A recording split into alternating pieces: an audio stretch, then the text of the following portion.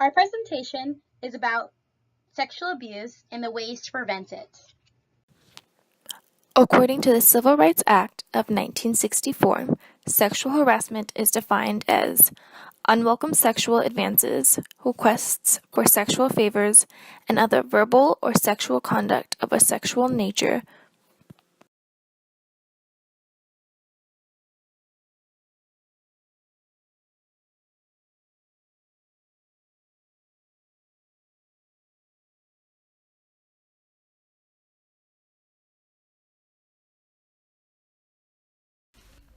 The act of dehumanization still occurs today. We can see that with all the reported sexual assault cases.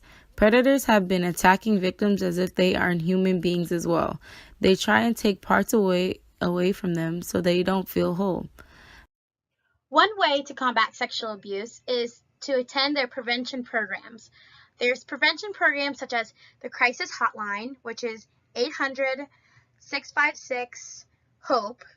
There's individual counseling, there's case management, there's support groups, and there's housing advocacy. While many children are victims to sexual abuse, prevention programs has been established for children to recognize situations that endanger themselves and their bodies, avoid similar situations, escape the danger immediately, and tell trusted adults.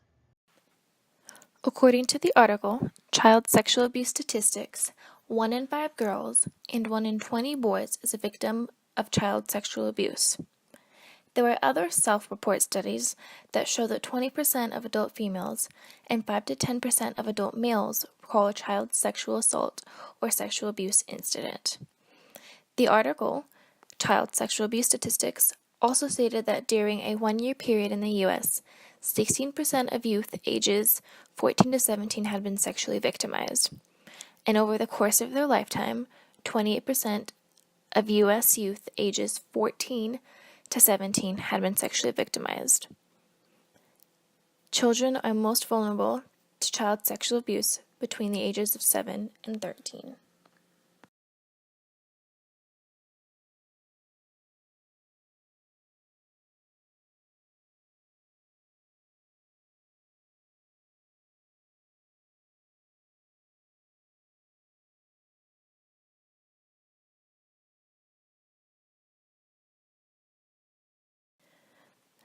Children who had an experience of rape or attempted rape in their adolescent years were 13.7 times more likely to experience rape or attempted rape in their first year of college. Studies show that 63% of women who had suffered sexual abuse by a family member also reported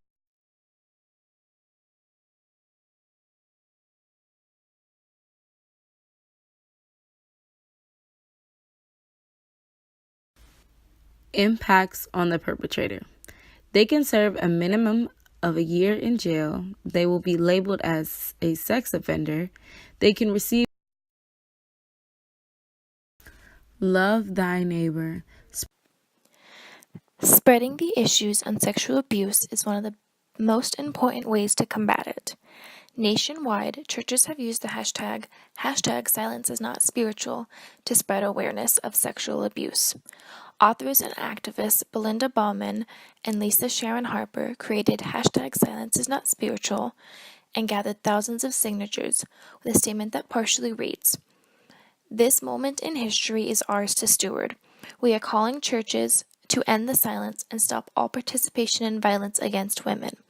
We call our pastors, our elders, and our parishioners who have been silent to speak up and stand up for all who experience abuse.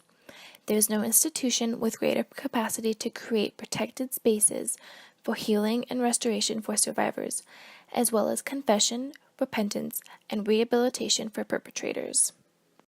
Another way Christian churches combat sexual abuse is using the ACT acronym, ACT.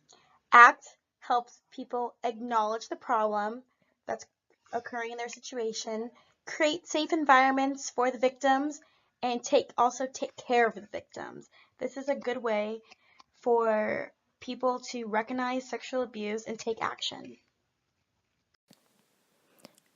I am a victim of child sexual abuse, and this is my story. When I was a little girl, I lived with my mother, my father, and my mother's boyfriend because my parents were separated but couldn't afford to move out. And occasionally I would stay with my aunt and uncle. One time, when I was staying with my aunt and uncle was giving me a bath, and I complained of pain in my lower regions. My uncle asked a few more questions, and he was left with this shocking realization that my mother's boyfriend was sexually abusing me. He beat up my mother's boyfriend and confronted my mother with an ultimatum. He had me and would not give me back to her unless she was not in a relationship with the man, and kicked him out. But my mom refused to break things off with her boyfriend, so my aunt and uncle kept me in their custody until they no longer could, and I ended up in foster care. I am 1 in 5. I was no more than 3 years old at the time. But I had someone who was willing to go to great lengths to get me out of the situation that I was in. We need to learn to identify the signs and focus on prevention so this cannot happen to anyone else ever again.